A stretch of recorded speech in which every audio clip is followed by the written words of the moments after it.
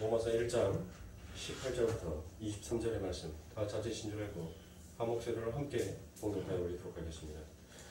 하나님의 진노가 불의의 진리를 만든 사람들의 모든 경건하지 않음과 불의에 대하여 하늘로부터 나타나나니 이는 하나님을 알만한 것이 그들 속에 보입니다.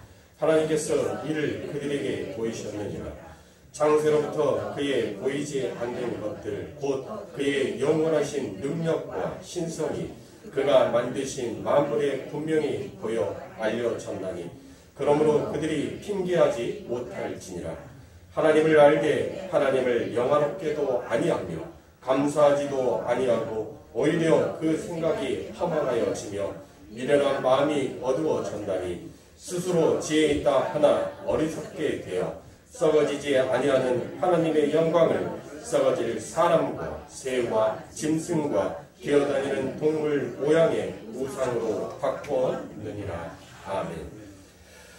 자, 오늘은 하나님의 손에 붙잡힌 자라는 말씀의 제목을 가지고 오늘과 다음 주에 걸쳐서 함께 은혜를 나누도록 하겠습니다. 자, 우리가 이 로마서를 작년 9월에 시작을 했습니다. 그래서 열심히 달려서 이제 로마서의 서론이 끝났습니다. 오늘부터 이제 로마서의 본론으로 들어갑니다. 참 긴 시간 동안 여러분들 그 로마서의 강의를 하면서 결론은 이 로마서의 대주제는 딱 하나입니다. 하나. 그게 뭐였어요? 로마서 1장 17절에 나와 있는 오직 의인은 믿음으로 말미암아 살리라라는 그 말을 이 사도가 하고 싶어서 그 서론에다가 그토록 이 한마디의 말을 하기 위해서 그토록 부연 설명들을 많이 해놓은 것이었어요. 그래서 여러분들이 이 로마서를 읽으실 때 무엇을 생각하시면 되냐면 이 로마서는 바로 복음이 무엇인지에 대해서 설명하는 책이 바로 이 로마서다라고 제가 여러분들에게 말씀을 드렸죠. 그러면 그 복음이 무엇인지에 대한 대주제는 뭐예요? 그러니까 분명 저자는 어떤 목적을 가지고 그 책을 집필하게끔 되어 있어요. 저자가 어떤 목적과 방향성을 설정이 되어 있지 아니한 상태에서 책을 쓰게 되면 책이 중구난방. 도대체 이 독자가 뭔 말을 하고 있는 거야? 이 저자가 이 독자들에게 이 글을 읽고 있는 사람이 너 지금 뭔 말하고 있는 거야? 라고 자꾸 그렇게 되는 거예요. 그런데 사도는 명확하게 그 서론을 끝나는 부분에 다시 대주제가 무엇인지에 대해서 명확하게 기록을 하고 있습니다. 그 대주제가 뭐예요? 바로 로마서 1장 17절에 나와 있는 요 말이에요. 요 대주제. 그러니까 복음이 무엇이다? 복음은 바로 로마서 1장 17절 오직 의인은 믿음으로 말미암아 산다라는 이 말을 가지고 지금 이 로마서를 풀고 있는 거예요. 그러니까 이 로마서는 여러분들 기억하시는데 어떤 것을 기억하셔야 되냐면 이 로마서는 이방인들에게 쓰여진 책이 아니에요. 그렇죠. 이 사도가 지금 누구에게 편지를 쓰는 거예요? 로마 교회에게 편지를 쓴 거죠. 야, 내가 진짜 할 수만 있거든. 너희들에게 정말 가서 이 복음에 대해서 얘기를 좀 하고 싶은데 내가 갈 수만 있으면 거기에 가서 너희들에게 이 복음이 무엇인지를 좀 말하고 싶은데 내가 지금 가지 못하는 거예요. 그러니까 내가 이 서신으로나마 너희들에게 복음이 무엇인지에 대해서 지금 말을 해줄 테니까 너희 이 편지를 읽고 이제 복음에 대해서 깨달으라라고 얘기를 한 거예요. 그게 바로 뭐예요? 그게 로마서라는 거예요. 그러면 그 복음 그 안에 사도가 그토록 로마 교회에 가서 전달하고 싶어 했던 복음의 요약된 부분이 그게 로마서 1장 17절이라고요. 그것을 지금 이 사도는 이 한 주제를 가지고 계속적으로 얘기를 하고 있는 것입니다.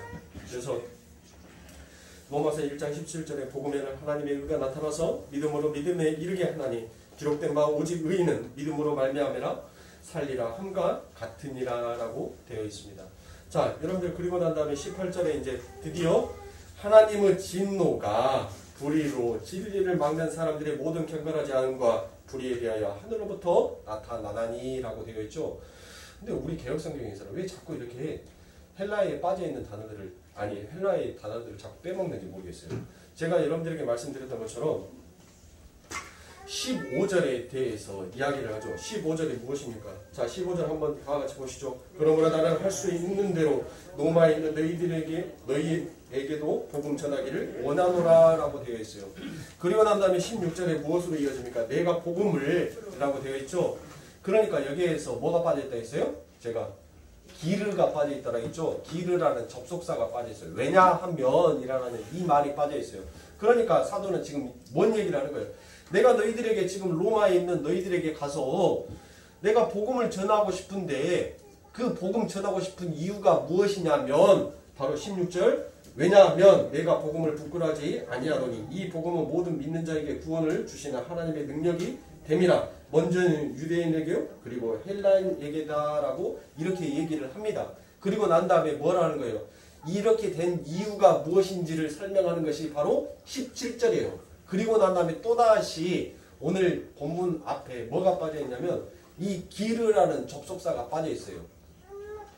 그러니까 지금 18절에 이제 시작되는 얘기는 지금 15절에서부터 출발되었던 그 얘기에 대한 이유가 16절에 설명이 됐죠. 그리고 16절에 설명되었던 그 이유가 바로 무엇이다라는 정답을 17절에 얘기를 하고 있어요. 그리고 17절에 대한 얘기에 대해서 반박심이 생길 거 아니에요. 야, 우리가 그동안 제사를 지내고 열심히 율법을 행했는데 너 지금 우리의 인간의 행위를 왜 그렇게 묵살시키냐? 야, 그러면 우리가 그동안 해왔던 것은 뭐냐? 라고 얘기를 할 거 아니에요. 그렇죠. 인간의 반박심이 생기잖아요. 왜냐하면 그때 당시 이 사도가 하나님의 복음을 전했었을 때는 뭐 했었어요? 어떤 것이 판치고 있었어요? 편마하고 있었냐고요. 판치다는 것은 좀 제가 비속어니까 죄송합니다. 네? 어떤 것이 여러분들 세상에 널리 퍼져 있었죠? 바로 유대주의, 율법주의가 그들에게 굉장히 강경하게 펴지고 있었단 말이에요. 그러니까 그들이 이 모세의 율법을 따라서 여러분들 제사를 지내고 절기를 지키는 것을 마치 인간의 행위다라고 생각하면서 그렇게 살아왔던 그들이 이게 지금 이 사도는 아니다. 너희들이 육신의 행위를 아무리 해봤자 그것은 하나님의 일에 방해되는 일이지 결코 그것이 하나님의 일이다라고 말할 수 없다. 오직 너희들이 그렇게 행할 수 있는 것은 누가? 하나님께서 너희들에게 의를 심어줬고 그 하나님의 의가 선물로 주어진 자에게 그 삶 가운데 있어서 오직 의인은 믿음으로 살 수 있는 그 힘이 그 능력이 하나님께로부터 온 것이지 인간의 행위로부터 온 것이 아니다라는 것을 설명하는 구절이 바로 18절부터예요. 왜냐하면 여기 제일 중요한 단어들을 빼먹어요. 왜 성경에서 나중에 집어넣어서 또 성경이 제일 비싸게 팔다가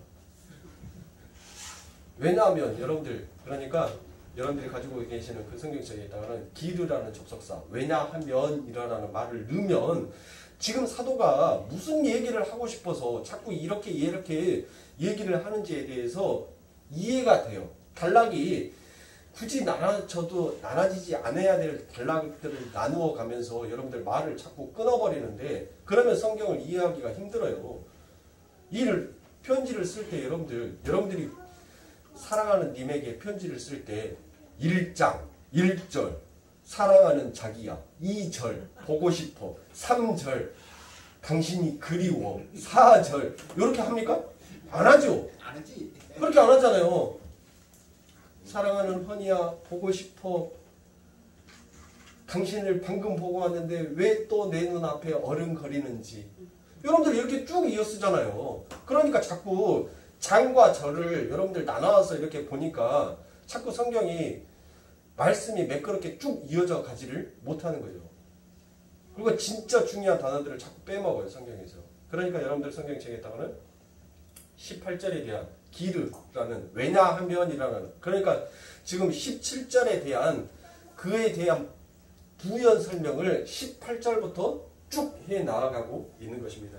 그래서 그리고 난 다음에 어떻게 복음이 모든 믿는 자에게 행함이 아닌 믿음, 구원을 줄 수 있는 것인지에 대해서 설명을 하고 복음에는 하나님의 의가 나타나서 믿음으로 믿음에 이르게 하기 때문이다라는 그와 같은 결론을 내버립니다. 그러니까 18절에서부터는 왜 인간은 믿음으로 말미암아 하나님의 의로밖에 살 수 없는지에 대해서 설명이 되고 있는 것이에요. 그래서 왜냐하면 율법주의와 유대주의는 안 된다는 것에 대해서 이제 구체적인 변증을 시작합니다. 그래서 사도는 그 이유를 설명하기 위해서 당연히 무엇을 먼저 끌고 왔어요? 자, 오늘 이 본론의 처음부터 여러분들 소론이 끝났잖아요. 소론이 끝났는데 1장 18절부터 3장 20절까지 여러분들이 쭉 읽어보면 무슨 내용이 그 안에 담겨져 있냐면 이제 죄론을 꺾고 온 거예요. 죄. 그러니까 왜 인간의 행위가, 왜 의인은 믿음으로 말미암아 산다라는 이 말에 너희들이 순복할 수밖에 없는지에 대한 그 이유를 설명하기 위해서 뭐를 끌고 와요? 1장 18절부터 3장 20절까지 이 죄론을 끌고 오는 거예요. 죄론을 먼저 끌고 와요. 왜 인간이 그 인간의 행위로 하나님의 일을 할 수 없는 자인지에 대해서 인간의 실체를 이제 낱낱이 이 사도가 로마서 1장 18절부터 3장 20절까지 폭로하기 시작합니다. 자, 그래서 유대인뿐 아니라 이방인을 지금까지라도 낱낱이 폭로한 마지막 부분이 뭐라고 농구 요약을 하는지 여러분들 한번 보도록 하겠습니다. 로마서 3장 9절부터 18절 제가 읽어드리도록 하겠습니다. 그러면 어떠하뇨? 우리는 나으뇨? 결코 아니라.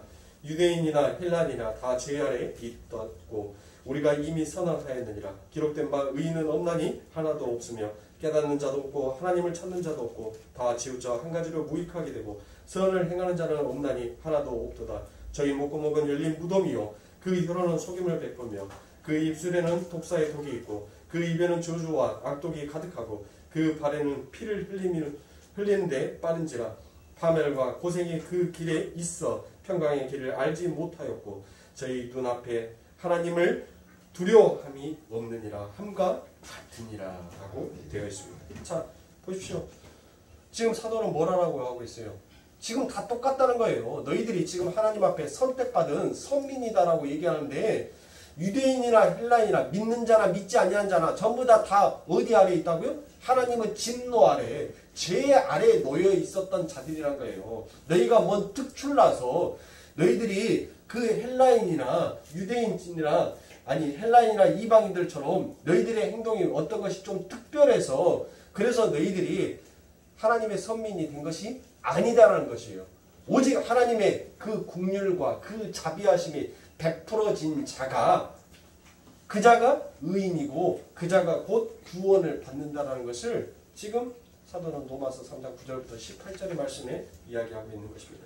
그래서 바울은 지금 재론을 펼치면서 왜 하나님의 의인가에 대한 초점을 맞추고 있는 것입니다. 그러니까 여러분들 이 바울이 로마서 1장 18절부터 3장 20절까지에 대해서 이 재론에 대해서 여러분들 설명을 하고 있어요. 그러니까 재론에 대해서 설명을 하는데 여러분들 자꾸 잊어버리고 가면 아니 되는 것이 뭐예요? 이 재론을 설명하는 궁극적인 이유가 뭐예요? 복음이에요. 복음. 왜 로마서 1장 17절이라는 이 대주제를 여러분들이 머릿속에서 잊어버리면 안 돼요. 이 대주제를 가지고 지금 사도가 지금 뭘 얘기하고 있는 거예요? 인간의 죄론을 얘기를 하고 있는 거예요. 그러니까 너희들은 결론은 그거예요. 너희들은 다 죽을 수밖에 없고 하나님의 진노 앞에 다 놓여있는 자인데 하나님께서 너희들에게 믿음으로 의롭다. 그러니까 그 믿음을 선물해줘서 너희를 의인으로 칭해 주었기 때문에 너희들이 하나님의 백성이 된 것이다 라는 것을 얘기하는 거예요. 그러니까 인간의 행위, 인간의 그거를 전부 다 뭐하고 있는 거예요? 묵살시켜버리고 있는 것입니다. 결론적으로 그 얘기를 하고 있는 거예요. 근데 로이드 존스 목사님은 이 로마서 1장 18절부터 3장 20절까지의 내용을 가지고 굉장히 협박식의 얘기를 했어요. 여러분들 때로는 재론에 대해서 여러분들이 경각심을 갖고 뭐 어떤 공포감이라든지 어떤 경고의 큰 메시지처럼 여기 여러분들 그런 메시지로 여러분들 받아도 되지만 궁극적으로 말하고 싶은 것은 여러분들을 겁주기 위한 재론이 아니라는 거예요. 복음이 무엇인지 설명하기 위해서 그 복음을 깨닫게 하기 위한 재론인 것이지 여러분들을 겁주기 위한 재론이 아니다라는 것을 여러분들이 그것을 머릿속에 염두에 두시고 이 성경을 보셔야 되는 것입니다.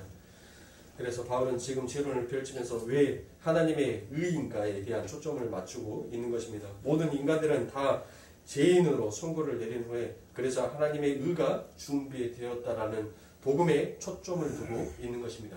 즉 다시 말해서 바울은 교회야 너희가 하나님이 준비하신 값없는 의로 구원을 받았으므로 구원을 받은 이후에도 자기의 힘으로 구원의 과정에 무언가 보태려고 하는 시도는 하나님의 일에 오히려 방해가 되는 것이고 해방이 되는 것이다라는 것을 지금 사도는 웅변하고 있는 거예요. 즉 이 로마 교회가 자꾸 무엇으로 흘러가고 있어요? 이 로마 교회는 하나님의 복음에 들어갔어요. 오순절 다락방에 그 성령의 강림으로 인하여서 그들에게 하나님의 복음이 들어가는데 그들은 지금 뭐가 없는 거예요? 복음은 알아요. 예수가 누구인지를 성령을 받아서 그들이 이제 하나님의 복음이 예수가 누구인지를 이제 알았어요. 근데 그 안에는 뭐가 없어요? 율법의 초석이 없단 말이에요. 그러니까 뿌리가 없으니까 자꾸 이리 갔다 저리 갔다 왔다 갔다 흔들리는 거예요.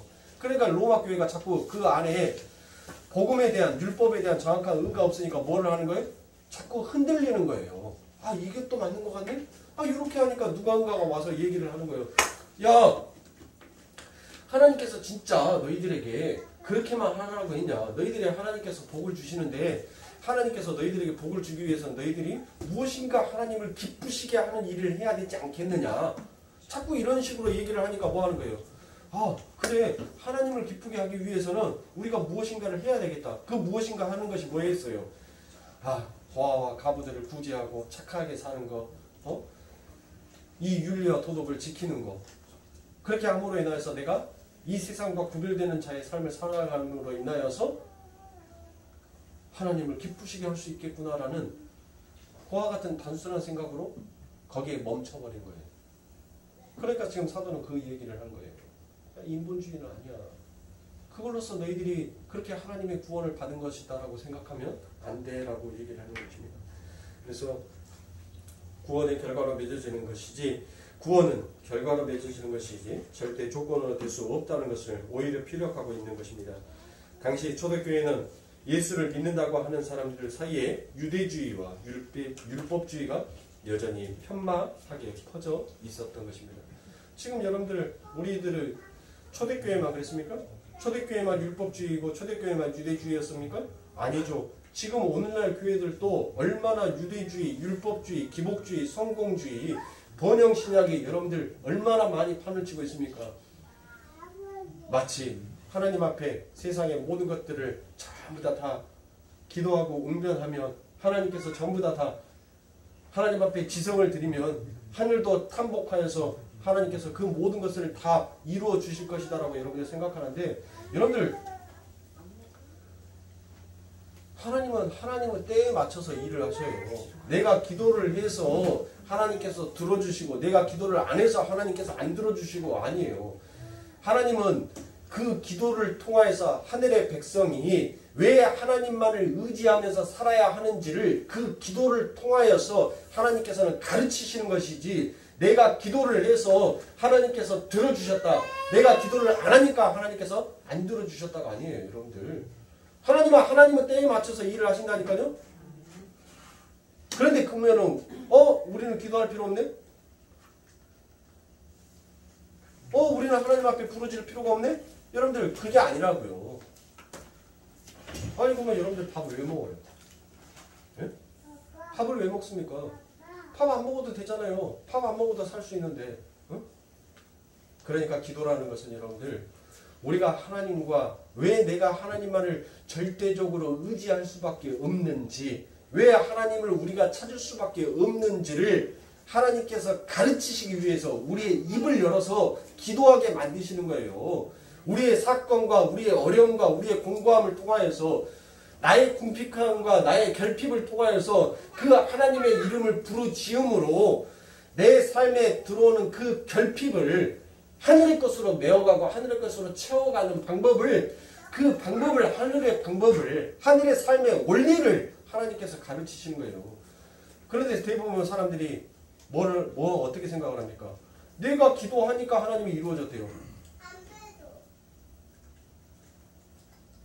그건 무슨 얼토당토 않는 소리예요. 네? 내가 기도하니까 하나님께서 이루어 주셨대요. 내가 기도하지 않으면 하나님께서 안 이루어 주시는 거예요? 천만의 말씀이라고. 그게 율법주의예요. 내가 어떤 행위를 했으니까 하나님께서 그 행위에 맞춰서 어떤 일을 하셨다는 것이 여러분들 그게 율법주의예요. 그게 유대주의라는 것입니다. 그게 기복주의예요. 하나님은 때에 맞춰서 하나님의 일하심과 하나님의 작전과 하나님의 계획 속에서 하나님은 모든 일을 다 펼쳐나가시는 하나님이세요. 우리 하나님에게는 우연이 없어요. 우리 하나님에게는 모든 인생의 시작부터 끝까지 처음과 그 끝이 알파와 오메가의 그 끝이 여러분들 딱 정해지신 분이에요. 우리의 인생도 마찬가지예요. 우리도 하나님은 그 손바닥, 그 하나님의 펼쳐놓는 그 하나님의 장중 안에 벗어나갈 수 있는 인간이 아무도 없어요. 그러니까 세상에 우리가 예수를 믿기 전에 무슨 말을 합니까? 손오공을 보고 네가 뛰어봐야 부처님 손바닥이다라는 말을 하잖아요. 응? 우리의 인생이 마찬가지란 말이에요. 응? 우리가 뛰어봤자 하나님의 손 안에 다 담겨져 있는 거예요. 그러니까 여러분들 내가 기도를 해서 하나님께서 이루어 주셨다라고 생각하지 마시고 하나님께서 그 하늘의 방법의 원리, 내가 왜 하나님 말을 의지할 수밖에 없는지, 왜 하나님께서 나에게 이러한 사건들과 이러한 아픔들과 이러한 기도의 제목들을 내게 주셨는지를 여러분들 그것을 먼저 생각하셔야죠. 그리고 하나님 앞에 그렇게 기도할 수 있고 그 입을 열어서 하나님의 이름을 부르질 수 있게 해주신 하나님 앞에 오히려 감사해야 하는 것입니다. 그게 하나님께서 우리들에게 주신 기도의 1차적인 목적이에요. 그것을 잊어버리시면 안 됩니다. 그건 복음 외에 벗어나는 행동이에요. 많은 사람들이 마치 자기가 하고 있는 것이 그게 복음인 줄, 그게 참 진리인 것처럼 여러분들 생각을 하고 있더라는 것입니다. 그래서 수많은 사람들이 여러분들 자기의 의를 가지고 자기의 옳고 그름을 가지고 결국 내가 옳다라는 것을, 내가 진리다라는 것을 자꾸 주장하는 사람들이 결국은 뭐를 나눕니까? 파당을 나누잖아요. 안 그렇습니까? 맞죠? 성경 안에서도 여러분들 똑같은 하나님의 복음을 가지고 복음을 선포하는데 누가 더 진리다, 누가 더 의다, 누가 더 옳다라는 것으로 해서 여러분들 파를 나누잖아요. 그 파가 뭔 파예요? 대파입니까? 쪽파예요? 아니죠. 성경에서는 바울파, 아볼로파, 게바파, 그리스도파 전부 다 한 복음을 가지고 자기가 의다라는 그 의의 개념으로 전부 다 파를 나누지 않습니까? 여러분들 세상도 똑같잖아요. 투표하면 헷갈려 죽겠어요. 뭔 놈의 당들이 그렇게도 많은지. 옛날에는 민주당,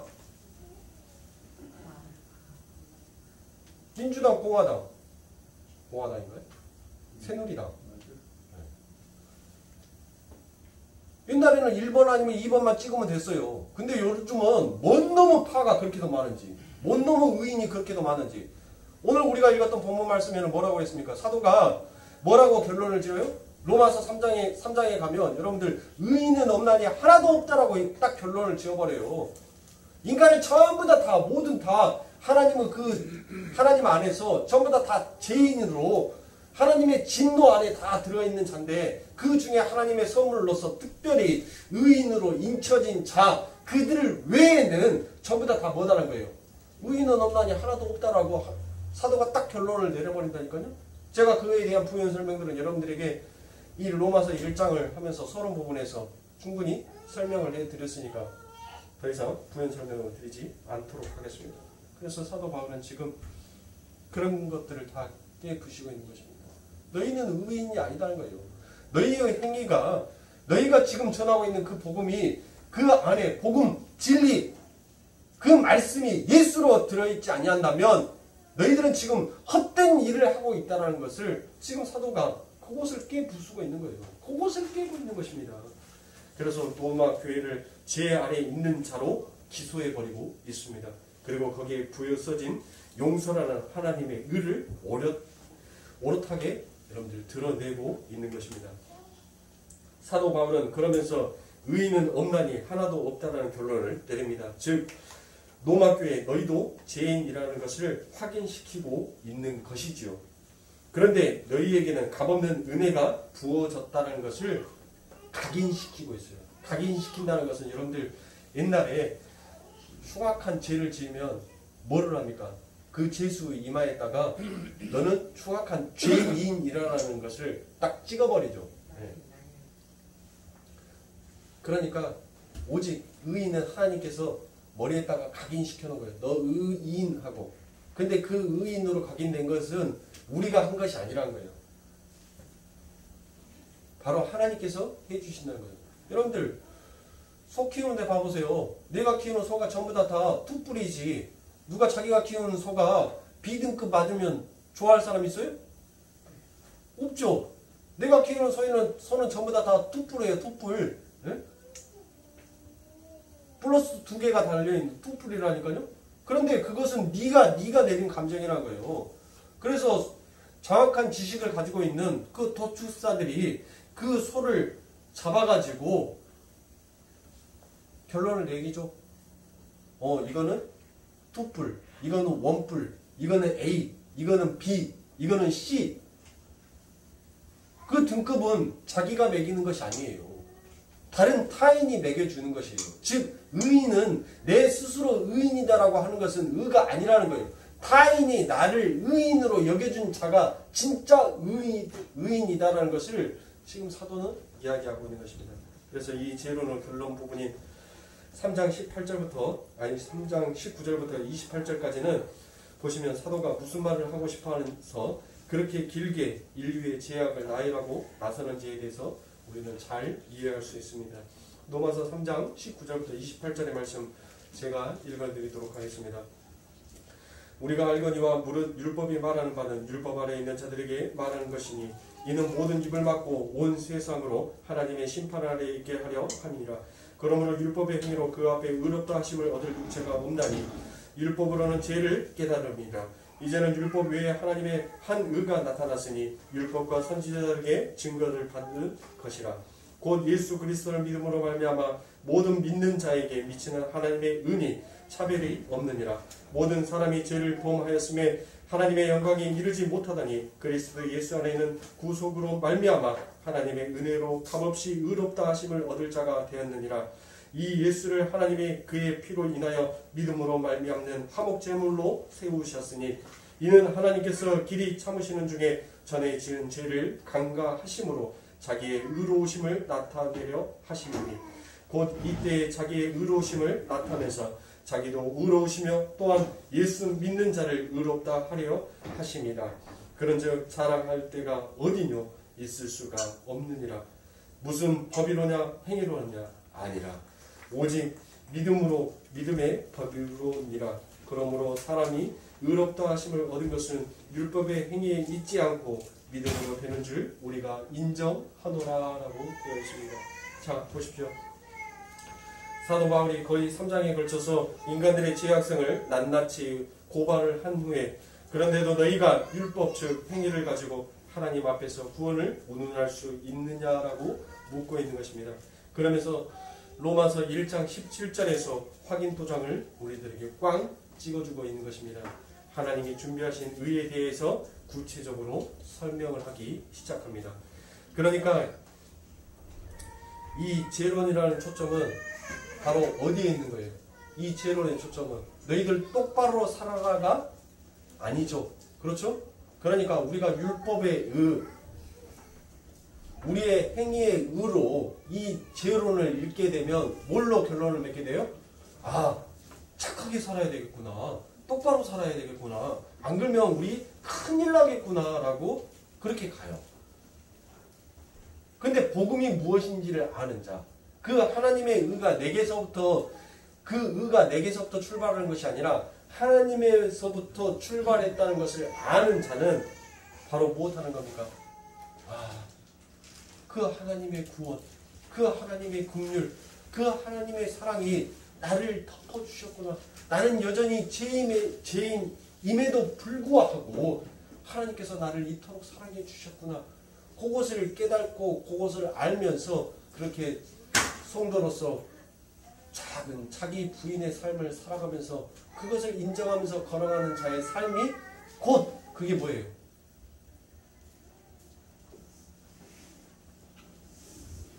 그게 바로 제론이라고요. 그것을 깨닫게 하는 것이 바로 제론이라고요. 그러니까 사랑하는 성도님들, 오늘 본문 18절에서 하나님의 진노가 불의로 진리를 막는 사람들의 모든 경건치 않음과 불의에 대하여 하늘로 쫓아 나타나나니라고 되어 있는 것입니다. 그래서 사도는 하나님의 진노를 언급함으로 해서 당시 초대교회 안에 들어와 있던 영지주의자들의 보편 구원론부터 깨며 이야기를 시작합니다. 하나님의 진노가 있다라는 것을 나타내고 있는 거예요. 그러니까 여러분들이 이 보편 구원론이 뭐예요? 보편 구원론. 왜 혓바닥이 안 들어가? 영지주의자들은 이 보편 구원론을 바로 아포카타스타시스라고 합니다. 아포카타스타시스. 이 아포카타스타시스를 지금 사도는 박살내고 있는 거예요. 그러니까 즉 이 말이 무엇이냐면 모든 하나님의 백성들은 전부 다 뭐 한다? 구원을 받을 수 있다. 네. 모든 자들은 다 구원을 받을 수 있다. 그러니까 자, 이 영지주의자들이 하는 말은 어떤 말이냐면 인간이 어떤 행위를 하든지 간에 어떤 모습을 하든지 간에 전부 다 구원을 받을 수 있다. 그러니까 지금 우리가 성경이 얘기하고 있는 것은 뭐예요? 우리가 부인이 되고 우리가 죽어야지만이 그래야지만이 우리는 하나님의 구원을 얻을 수 있다. 하나님의 백성으로 인칠 수 있다라고 얘기를 하는데 이 보편 구원론자들은 그게 아니라는 거예요. 그냥 예수만 믿으면 전부 다 하나님의 백성이 된다라고 얘기를 하는 거예요. 그러면은 여러분들 예수 믿고 여전히 내 의로 살아간다면 그러면 성경의 말씀과 자꾸 대립점이 되는 거죠. 그렇죠? 이 영지주의자들이 하는 말을처럼 내가 예수 믿을게요 라고 해놓고 내 삶은 어때요? 내 삶은 전혀 예수와 동떨어진 삶을 살아요. 네? 그래서 초파일 날이 되면 기아장에다 이름 써서 기아 올려요. 등불 켜요. 그러면서 나는 예수 믿는데요. 내 삶의 주인공은 하나님이 아니라 항상 나예요. 그래서 사인도 서슴지 않게 해요. 남이 울든지 말든지 여러분들 잔혹하게 내 지갑, 내 배만 채우면 된다라고 살아가요.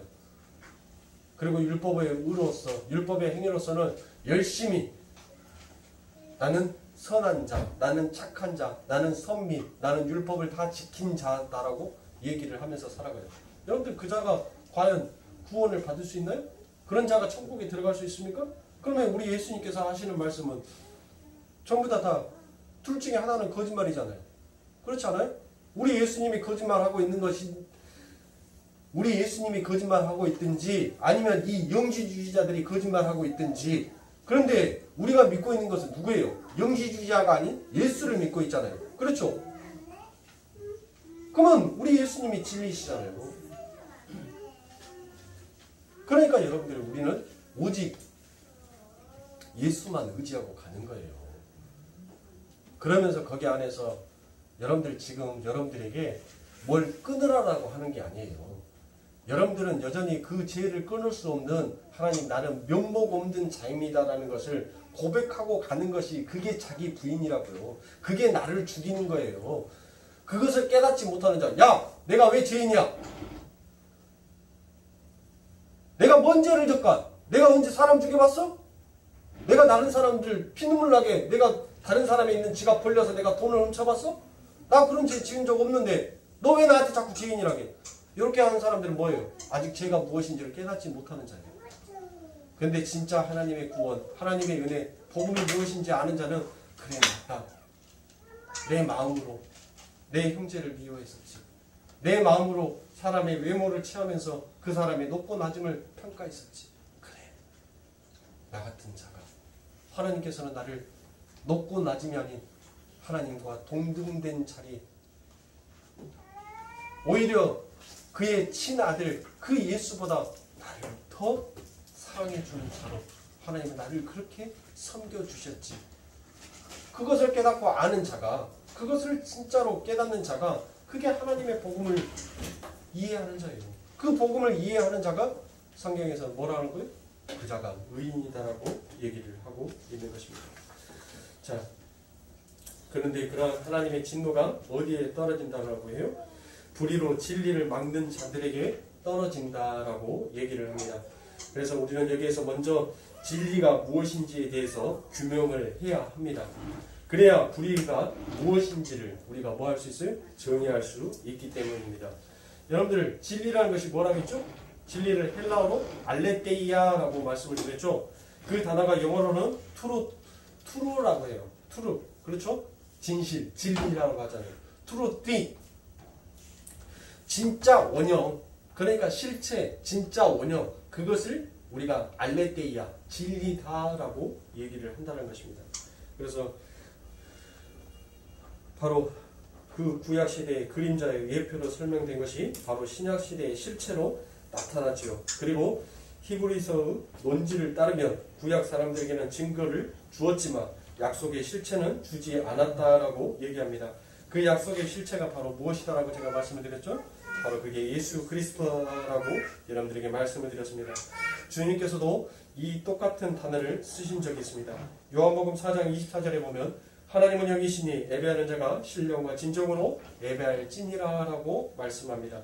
여기서 진정으로라고 되어 있는 것이 바로 그게 알레테이아, 진리인 것입니다. 여러분들 이 진리를 설명하실 때 이 이야기 다음에 여러분들 무슨 이야기가 들어있습니까? 바로 사마리아 여인의 이야기가 여러분들 아실 겁니다. 우리 예수님께서 다급하게 이 사마리아 땅끝까지 내려가십니다. 얼마나 그 여정이 바쁘시고 얼마나 그 여정이 힘드셨는지 그 사마리아에 도착하자마자 그 우물가에 뭐 하셔요?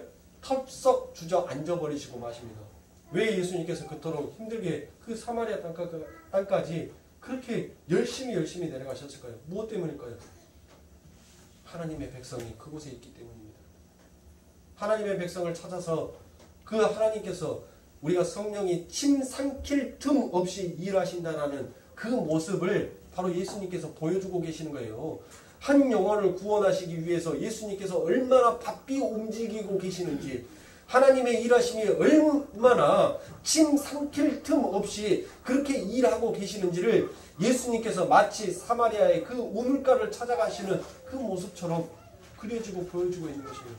자, 그래서 그 여인에게 하나님의 구원, 하나님의 복음이 무엇인지에 대해서 설명을 합니다. 그렇죠? 그런데 그 여인이 지금 뭐라고 해요? 뜬금없이 뭐라고 해요? 그러면 내가 유대인이 말한 예루살렘에 가서 제사를 지내러 올까? 아니면 우리 사마리아에 있는 그리심 산에 가서 제사를 지내옵니까? 라고 얘기를 합니다. 구원을 얘기를 하고 있는데 뭐를 얘기를 하는 거예요? 인간이? 엉뚱한 것을 얘기를 하는 거예요. 즉 이 사마리아 여인의 이야기는 뭔 얘기예요? 여러분들 지금 하나님께서 구원을 설명을 하고 있어요.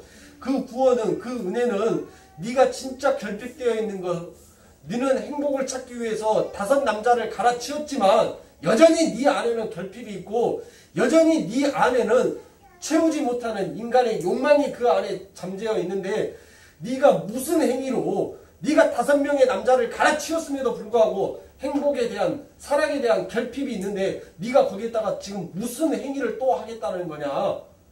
예수님께서 지금 인간의 행위를 뭐 하는 거예요? 박살내버리는 거예요. 아니다는 거예요. 너희들의 행위로는.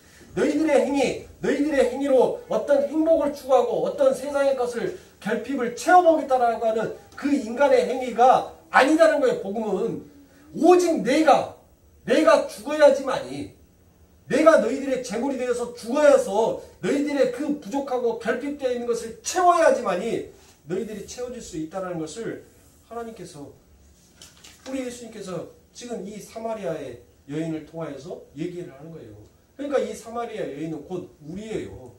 내 행복, 이 세상의 가치, 이 세상에 그 채우고 싶어하는 그 욕망을 채우고 싶기 위해서는 우리는 어떤 일이든지 서슴지 않고 갈아치우고 버려버리고 바꿔버리지만 여전히 채워지지 못하고 여전히 결핍의 상태가 되더라는 것입니다. 오직 그 안에는 누구만 채울 수 있는 거예요? 예수만 채울 수 있다는 것을 우리 예수님께서 설명하고 계시는 것입니다. 자, 여러분들 우리가 여행을 가면 어떻습니까? 여행을 가면 즐거워요. 그렇죠? 여행을 가는 날에는 설레고 즐겁습니다. 그리고 난 다음에 그 여행에 가서 어느 정도 몸이 적응하고 이제 야 재밌다라고 할 때 뭐예요? 짐 싸고 돌아와야 돼요. 그렇죠? 재밌다라고 생각할 때 짐 싸고 돌아와야 돼요. 그러고 난 다음에 여러분들 보십시오. 우리가 아무리 아름다운 풍경, 우리가 아무리 맛있는 음식, 우리가 아무리 멋진 것을 즐기고 왔는데 결국 집에 와서 뭐라고요? 야, 다 가봐도 집이 최고다. 아니 지질이 돈 쓰고 와갖고, 아니 지질이 좋은 데 가서 구경하고, 에? 맛난 거 먹고 힐링한다고. 여러분들 그렇게 해서 벗어나가지고, 그리고 난 다음에 여행을 떠나서 그 설렘과 즐거운 마음으로 인해서 여행을 떠나가지고 거기에서 마음껏 즐기고 와놓고, 아 재밌다, 아 정말 행복하고 좋다라고 해놓고 지질이 갔다 와서 뭐라고요? 그래 역시 집이 최고요. 그러니까 여러분들 결국 여행이라는 것은, 왜 여행이 즐거워요 여러분들? 왜 여행이 행복한가요? 내 일상에서 이탈이에요. 이탈. 내가 항상 수레바퀴처럼 행하고 있는 그 삶 가운데에서 잠시 이탈하는 것이 행복이다라고 생각을 했는데 진짜 행복이 그게 아니더라는 것이에요. 결국 그 행복의 끝에는 우리가 시편 90 몇 편일 거예요. 그 연수는 수고와 슬픔뿐이다 라고 얘기를 하죠. 강건하면 70이요 장성하면 80이요 그 연수는 수고와 슬픔뿐이다 라고 시편 기자가 얘기를 하잖아요. 보시라고요 여러분들. 우리가 이 세상 가운데 내 삶 가운데 날마다 다람쥐 수레바퀴처럼 그렇게 돌아가는 그 일상에 있어서 이탈을 해서 무엇인가 결핍되어 있는 것을 채워보고자 여러분들 갔어요. 그런데 그 여행의 끝은 뭐예요? 수고와 고통뿐이에요. 안 그래요? 수고와 고통뿐이더라니까요. 네? 안 그렇습니까? 갔다 오면은 쉬어야 될 것들이 산더미예요. 정리해야 될 것이 다시 일상으로 복귀해야 되는 그 시간이 여러분들 산더미처럼 많이 쌓여 있다니까요. 하나님의 말씀은 하나님이 정확하게 이루어 가시는 거예요 여러분들. 그러니까 결국 우리는 이 세상 가운데 있어서 여러분들 잠시 이탈과 행복과 삶에 대한 어떤 방향의 추구를 하지만 결국 돌아왔을 때 여러분들 뭐 하는 거예요? 그 귀소의 본능처럼 집에 왔을 때 그래 뭐니 해도 내 집이 제일 좋아. 아무리 별 5개 호텔에서 누워서 잔다 하더라도 내 집이 제일 좋아. 초가상간 내 집만큼 편한 곳이 어디 있어? 여러분들 그 말을 하는 것이 인간의 본성 안에는 뭐가 있다는 거예요? 귀소의 본능이 있다는 거예요. 결국 하나님의 백성은 뭐 한다는 거예요? 결국 우리가 편안하게 쉴 수 있는 곳은 아버지 하나님의 나라구나라는 것을 우리가 이 땅에서 배워가는 것이에요. 그래서 우리 예수님께서 뭐라고 합니까? 내가 진리다라고 얘기를 하는 거예요. 요한복음 14장 6절에 보면 예수께서 가라사대 내가 곧 길이요 진리요 생명이니 나로 말미암지 않고는 아버지께로 올 자가 없느니라라고 얘기합니다. 요한복음 16장 13절에 보면 그러나 진리의 성령이 오시면 그가 너희를 모든 진리 가운데 인도하시리라라고 얘기합니다. 요한복음 17장 17절부터 19절에 보면 저희를 진리로 거룩하게 하옵소서. 아버지의 말씀은 진리이니이다. 아버지께서 나를 세상에 보내신 것 같이 나도 저희를 세상에 보내었고 또 저희를 위하여 내가 나를 거룩하게 하오니 이는 저희도 진리로 거룩함을 얻게 하려 함이니이다 라고 얘기합니다. 여러분들 보십시오. 그러니까 성경은 결국 뭐를 얘기하고 있는 거예요? 예수를 얘기하고 있는 거예요. 처음부터 끝까지 예수를 얘기하잖아요. 진리가 곧 뭐다라고요? 예수다라고 얘기하잖아요. 그러면 그 예수가 곧 뭐다라고요? 예수가 내가 곧 말씀이다라고 얘기를 해요. 그러니까 진리는 예수고 말씀은 곧 예수라는 거예요. 여러분들. 그러니까 성경의 모든 구절들은 전부 다 뭘로 끝나야 되는 거예요? 진리, 예수로 끝나는 거예요. 예수로. 그러니까 결국 오직 의인은 로마서 1장 17절에 오직 의인은 믿음으로 말미암아 산다라는 것은 오직 인간은 예수로만 살 수 있다라는 것을 지금 사도는 얘기하고 있는 것이에요. 그런데 여러분들 자꾸 왜 우리가 이 성경을 어떤 교훈의 책, 어떤 도덕의 윤리 강경, 인간이 어떻게 살아가야 하는지 어떤 처세술로 여러분들 그렇게 생각을 하시냐고요. 그 대표적인 예가 무엇입니까? 하나의 예를 들어서 여러분들에게 말씀을 드리면 잠언 22장에 가면 너희들 서로 뭐 하지 말라고 해요? 보증 쓰지 말라라고 해요. 보증 쓰지 말라라고. 그러니까 여러분들 잘 들으셔야 돼요. 보증 쓰라라고 얘기하는 것이 아니에요. 보증 쓰면 안 돼요. 보증 쓰면 여러분들 뭐 되는 거예요? 그 사람이 노예 되는 거예요. 노예. 네? 그러니까 보증 제가 강당에 서서 여러분들에게 보증 쓰라는 말이 아니라 성경을 마치 인간의 처세술로 생각하면 안 된다는 거예요.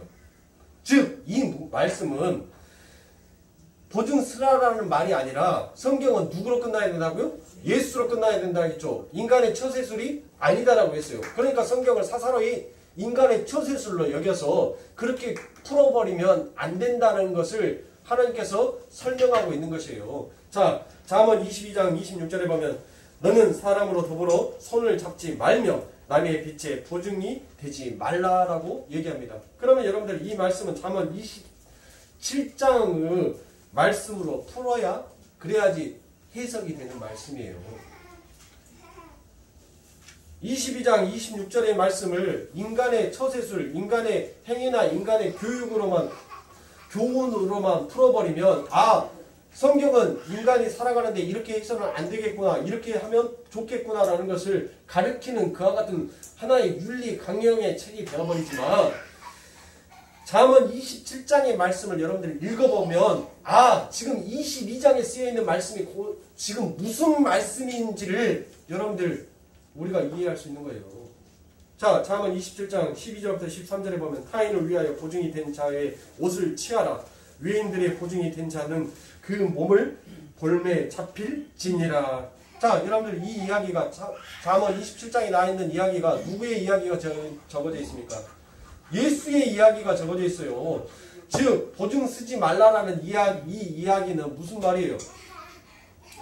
너희들은 절대 누군가를 위해서 보증을 서줄 수 있는 자가 못 된다라는 것을 잠언 22장에서 먼저 딱 거기에다 각인을 세워놓고 그 보증을 선 자가 누구느냐라는 것을 설명을 해준 거예요. 그러니까 즉 너희의 구원이 어떻게 너희들에게 임하여져 있는지를 지금 설명하고 있는 책이지 인간의 처세술에 관련되어 있는 책이 아니단 말이에요. 자꾸 인간의 처세술, 인간의 방법론으로 성경을 사사로이 풀어서는 안 된다는 거예요. 전부 다 성경의 말씀은 뭘로 풀어야 돼요? 예수로 풀어야 돼요. 보증이라는 것은 뭐예요? 도저히 이 사람과 이 사람의 채무 관계 속에서 내가 이 사람의 빚을 갚을 수 없을 때 보증이 쓰는 거죠. 자, 이 사람은 지금 갚을 능력이 안 돼. 그러니까 나는 충분히 이 사람의 빚을 갚을 수 있는 능력이 돼. 그러니까 내가 보증 쓸게. 나를 봐서 이 사람에게 갚아줘. 그게 보증 아닙니까? 그렇죠? 자, 그러면 이 보증이 어디에서 나왔어요? 하나님께서 이 아브라함에게 야, 너 고기 쫙 놔야 돼 라고 말씀하시죠. 그리고 그 쪼갠 고기 사이를 누구 혼자 지나가요? 하나님 혼자서 지나가시죠. 그게 하나님의 보증이에요. 그게 보증이란 말이에요. 그게 보증. 즉, 이 잠언 22장에 나와 있는 이 말을 무엇이냐면 도저히 갚을 수 없는 그 빚을 그 하나님께서 보증을 쓰시고 그 하나님께서 보증 쓴 것을 어디에서 현실로 이루어낸 거예요? 십자가에서 현실로 이루어내는 거예요. 그러니까 너희들은 아무리 부모와 자식 간의 관계라 할지라도 너희들은 보증을 쓸 수 있는 존재가 아니지만 하나님은 너희들의 갚을 수 없는 그 빚을 위해서 보증을 쓰셨고 그 보증 쓴 것을 어떻게 그 빚을 갚아낼 수 있는지를 십자가의 현실에서 예수님께서 보여주신 것입니다. 그러니까 여러분들 성경을 어떤 윤리의 강령으로 보지 마세요. 물론 성경에 하지 말라는 것을 우리가 안 하고 사는 것이 또한 우리 그리스도인들의 해야 될 일이기도 합니다. 그런데 그게 내 인생의 전부가 되어서는 안 된다는 거예요. 여러분들. 지금 제가 여러분들에게 말씀드리고 싶은 것은 오직 성경을 예수로 설명하고 예수로 끝나야 되지 그 안에 내가 하고 안 하고의 중요성이 거기 안에 그게 신앙의 전부가 되어서는 안 된다는 것을 제가 여러분들에게 설명을 해드리는 거예요.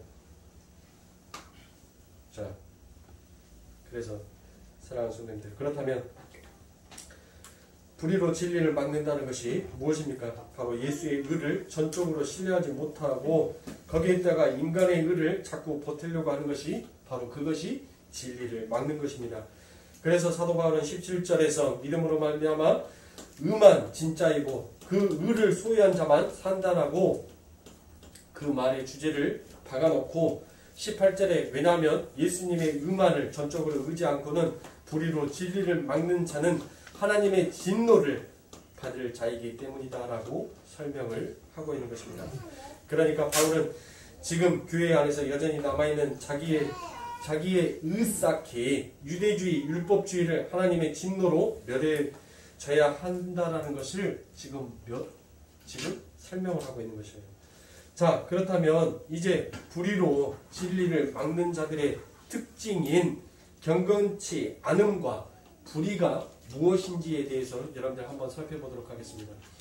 여기에서 불경건이다라고 되어 있는 것이 바로 아세베이아입니다. 헬라어로 아세베이아. 근데 이 아세베이아의 반대말이 바로 뭐냐면 드레스케이아입니다. 드레스케이아. 자, 이 드레스케이아를 우리말로 번역을 하면, 굳이 번역을 한다면 경건이다라는 이야기가 돼요. 자, 그러면 여러분들 경건이 무엇인지를 알아야지, 그래야지 불경건이 무엇인지에 대해서 여러분들 알 거 아닙니까? 그러면 경건이 무엇인지에 대해서 여러분들 아주 일목요연하게 잘 설명해 주고 있는 구절이 바로 야고보서 1장에 경건이 무엇인지에 대해서 잘 설명을 해주고 있습니다. 자, 야고보서 1장 26절부터 27절에 보면 누구든지 스스로 경건하다 생각하며 자기의 혀를 제갈 먹이지 아니하고 자기 마음을 속이면 이 사람의 경건은 헛것이라. 하나님 아버지 앞에서 정결하고 더러움이 없는 경건은 곧 고아와 가부를 그 환난 중에 돌아보고 또 자기를 지켜 새 속에 물리지 아니하는 이것이니라라고 얘기합니다. 자, 그러니까 여러분들 뭐라고요? 경건이 뭡니까? 바로 경건이 자기 혀를 제갈 먹이고 고아와 가부를 돌아보고 자기를 지켜 새 속에 물들지 아니하는 것이다 라고 지금 야고보 사도는 경건에 대해서 설명을 하고 있는 것입니다. 그러니까 여러분들 단순히 깨끗하게 사는 것 정도로만 여러분들이 이해하시면 안 돼요. 내가 깨끗하게 사는 것, 착하게 사는 것, 그 정도가 경건의 전부다라고 여러분들 생각하시면 아니 된다는 것입니다. 그리고 난 다음에 바로 이어서 다음에 무엇이 어떤 어절이 나옵니까? 바로 야고보서 2장 1절에 보면 내 형제들아 영광의 주 우리 주 예수 그리스도를 믿는 믿음을 너희가 받았으니 사람을 외모로 취하지 말라라고 얘기합니다. 자, 사람을 외모로 취하지 않는 마음의 상태가 바로 무엇이다라고요? 경건이다라고 얘기를 하는 것입니다. 여러분, 성도가 사람을 외모로 취해서는 안 되는 이유가 있지요. 그 이유가 무엇입니까? 바로 우리의 구원은 높고 낮음이 없기 때문인 것입니다. 오직 우리의 구원은 예수 그리스도의 그 한 이름 안에서 공평하게 주어졌어요. 부자라서, 잘 배워서, 똑똑해서, 잘생겨서, 예뻐서 하나님께서 그 구원을 갑절로 더 주시고, 못나고 못생겨서 못 배워서 하나님께서 그 구원을 조금 주신 것이 아니다는 거예요. 하나님이 우리들에게 베풀어 주신 그 긍휼과 그 사랑과 하나님께서 우리들에게 베풀어 주신 그 용서는 크고 작음이 없다는 것이에요. 그래서 그리스도인들은 곧 사람의 외모를 취하지 아니하고 그 사람을 위해서 자기의 재간을 물린다는 것은 뭔 말이에요? 상대의 이야기를 업신여기지 아니하고 자기가 그 의견을 청종하여 들어줌으로 인하여서 그 상대를 더 돋보이게 해주는 것.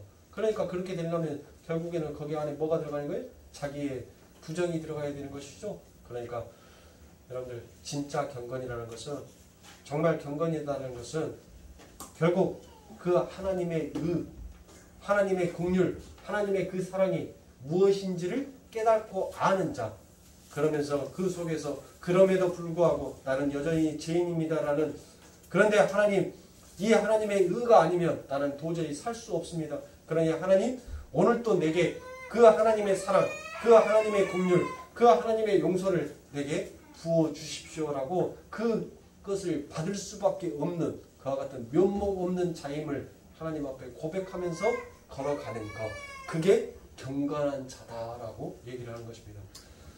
시간이 너무 많이 가버려서 불경건하면 예배가 불경건해질 것 같아요. 네. 뱃속에서 자꾸 저도 꼬르륵 꼬르륵 소리가 납니다. 요즘에 와서 제가 지금 살찌려고 막 먹어요. 네. 살찌려고. 그래서 예전에는 여러분들 물만 먹어서 살찐다라고 얘기하는 사람들 있죠.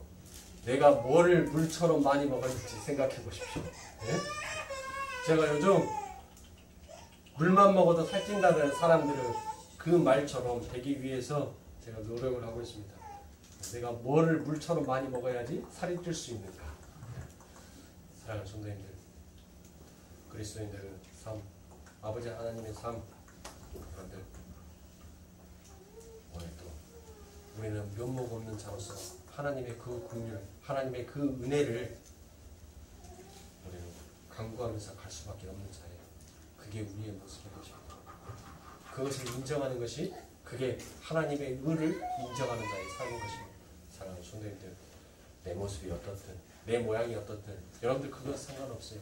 내가 하나님을 얼마나 의지하지 않느냐 그거에 따라서 내 삶이, 내 인생의 척도가 뒤바뀐다는 것을 여러분들이 아셔야 하겠습니다.